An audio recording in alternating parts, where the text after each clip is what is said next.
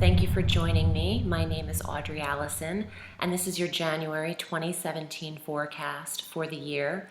Thank you for tuning in, thank you for subscribing, and thank you for your donations. I appreciate them completely as we enter our new year.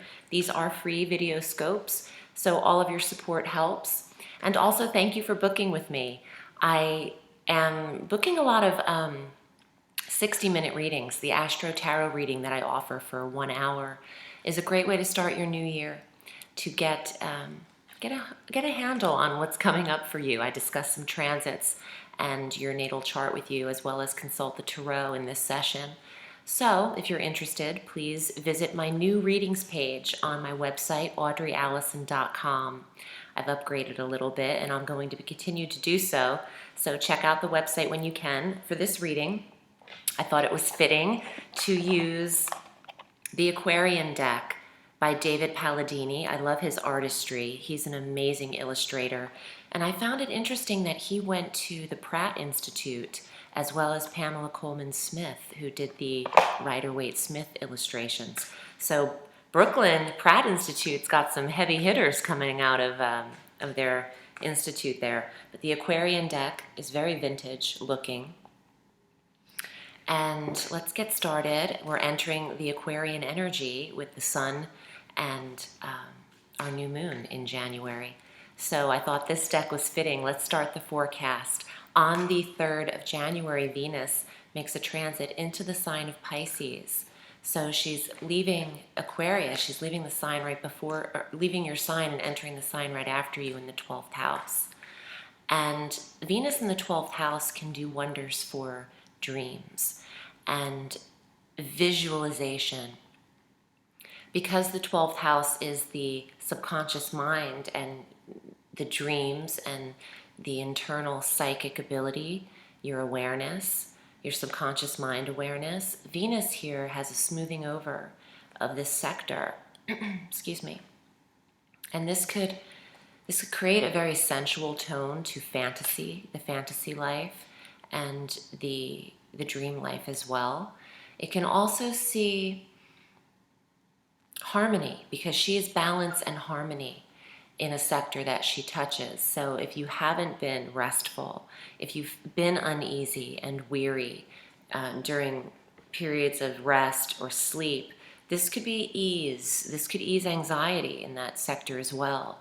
And in the 12th house of release and the undoing, the house of addictions, the house of endings, Venus here could see a smoothing over of what you're choosing to release at this time.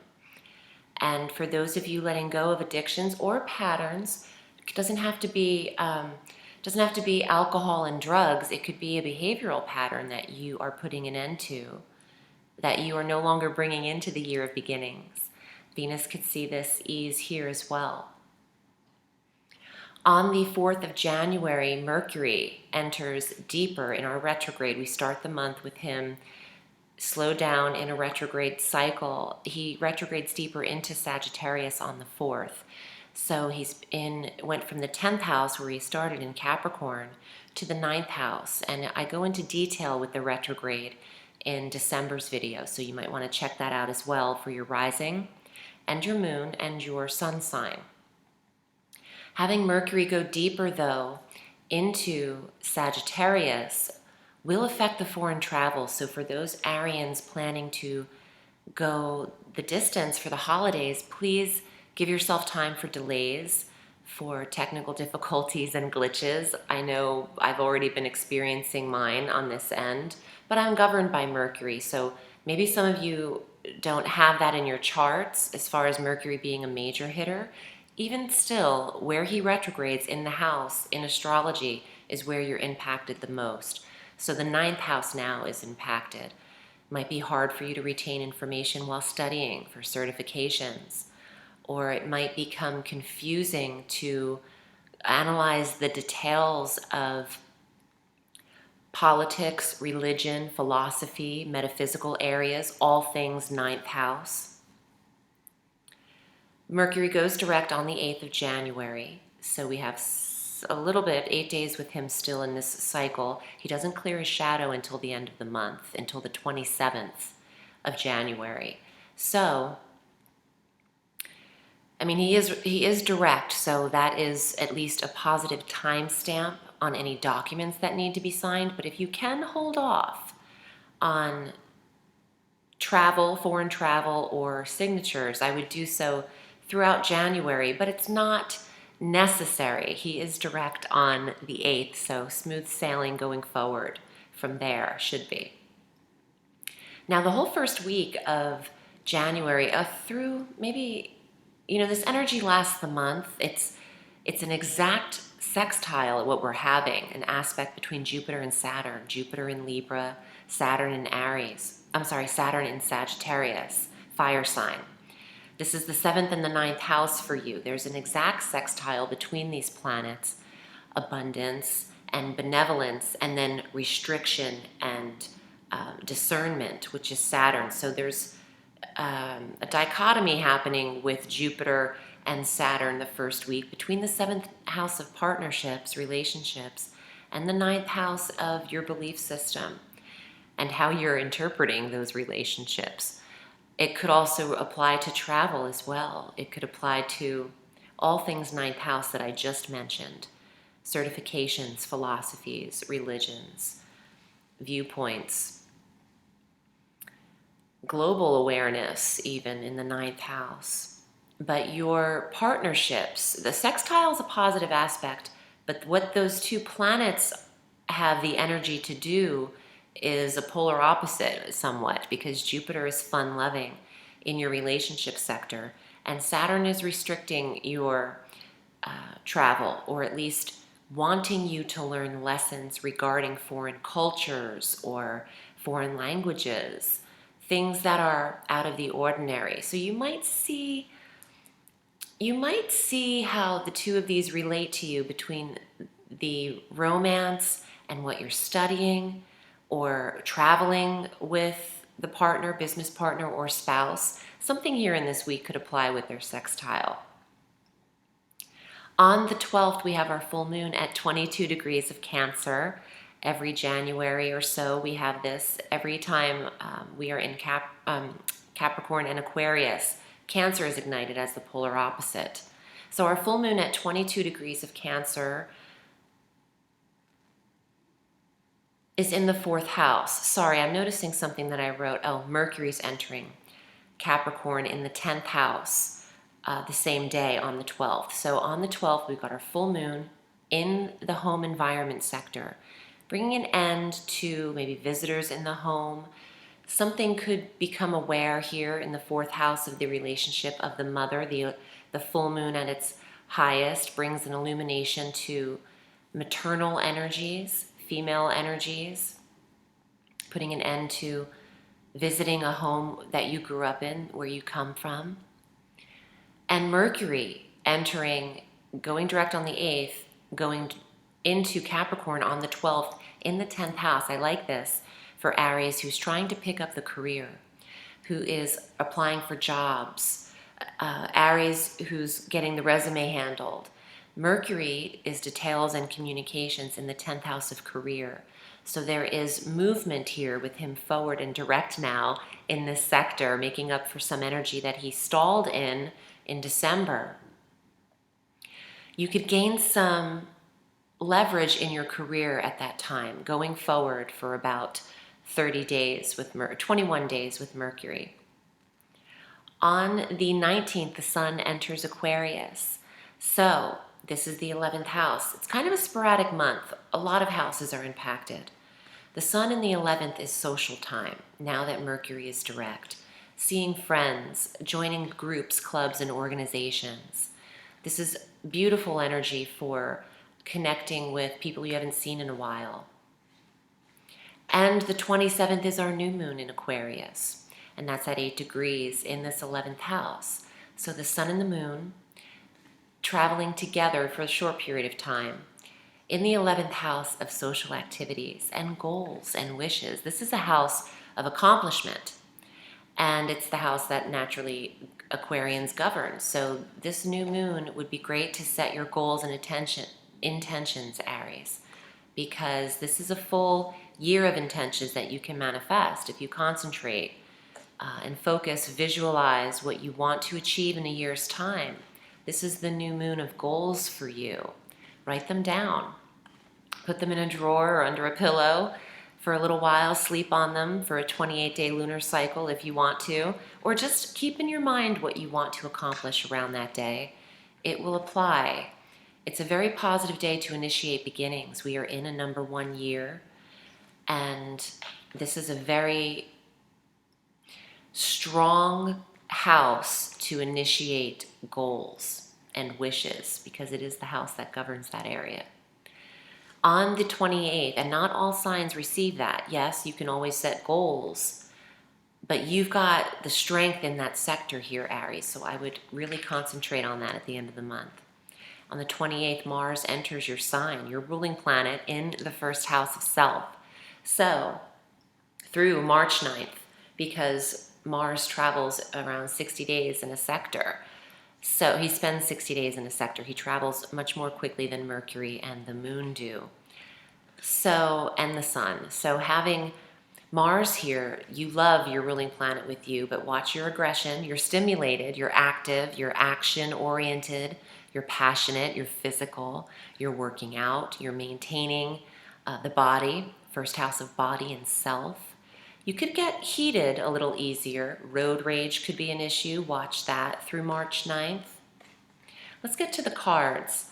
A few days later into February, after Mars enters your sign, Venus is going to follow him into Aries. So you're going to be looking your best in February. And I'll get to that in the next forecast. But I've been shuffling the cards through the reading. And let's see what comes up for you for your new year. It's going to be for the month of January, though, but as usual, if you'd like to read with me for an Astro Tarot reading or just a tarot reading, you can book on my site at audreyalison.com. I read all through the week. You'd select your desired reading length via the PayPal button, and I will get back to you in an email in a day or two and send you some options for times. Okay. Aries, using the Aquarian deck by David Palladini, your first card is the Chariot. It's beautiful. And it does mean movement, forward motion. Chariot is a very spiritual card. It doesn't get that right off the bat. People usually think of the star when you think of spirituality, or the Hierophant.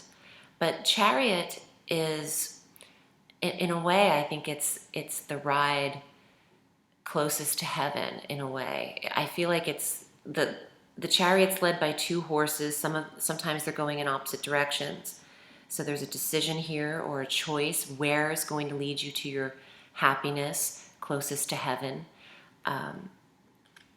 Chariot represents Cancer in the Tarot, and we do have the full moon at 22 degrees of Cancer. Let's see what else comes up. Ooh, this is a pretty card. I love these colors. Page of Swords. This is information coming in. This is a mercurial card, Mercury going direct on the 8th. It could be a younger air sign individual, male, Libra, Gemini, or Aquarius. But there's news coming to you, maybe around that full moon in Cancer, while Mercury's direct. 2 of Cups. This is the 7th house energy, where Jupiter is in your relationship sector now in Libra. Your polar opposite. A lot of Arians are finding soulmates. 2 of Cups is a soulmate card. A lot of Arians are connecting with the person they're meant to marry, with the person they're meant to experience committed relationship with. 6 of Pentacles. This is about your health and well-being. It's also shared resources card, trust, generosity, respect, a sharing. You have another card as well. 8 of Cups. Reflecting a little bit on the past and what might upset you. That happens at the end of the year, in December going into the new year. I wrote a Facebook post about this, and if you're not following my business page, please do so. Audrey Alison Astrology and Tarot on Facebook. There's a lot of pressure put on each individual around the new year to achieve goals, move forward with your goals quickly, Chariot. Choose your relationship, figure out who you're meant to be with, get your finances in order, all of these things, because your tarot is kind of reflecting the astrology. It's a sporadic month, and it's not all energy in one sector. It's, 4th house, 10th, 11th, 1st, 12th. It's everywhere. And reflecting about everything you've gone through as far as relationship, work, your finances. There's a lot of pressure in January. And you've got some information coming to you, though. And this could be a young attorney or someone working in legal information or legal news coming to you, upright to benefit you. And I think when Mercury's moving forward, so will these areas of your chart. There's room for progression when Mercury's direct. When he slows down, all of the details can slow down in love, in work, in romance, in connecting, in getting that person's accurate phone number. So with these cards here dabbling in all of these different areas, emotional energy with the Eight of Cups, looking back and wondering if there's something that you missed. There isn't. You didn't miss anything. Everything is exactly as it should be. You're on the right path. Otherwise, you wouldn't be on that path. You'd be on another one if you were meant to be somewhere else. A lot of people say that, and I'm no stranger to that. I've just been through a lot and learned that you're not anywhere that you shouldn't be. So that's my advice to you with this sporadic reading. Starting with Chariot, it is full speed ahead though, once Mercury's direct. I think that you have a great foundation with your goal sector being lit up in the 11th house, and that new moon energy on the 27th, as well as the sun entering here on the 19th. This is the time for Aries to really focus on what you'd like to achieve in either a 28-day lunar cycle or a whole year. Thank you for joining me. I'm wishing you a beautiful new year, and the sky is limitless, so reach for the stars.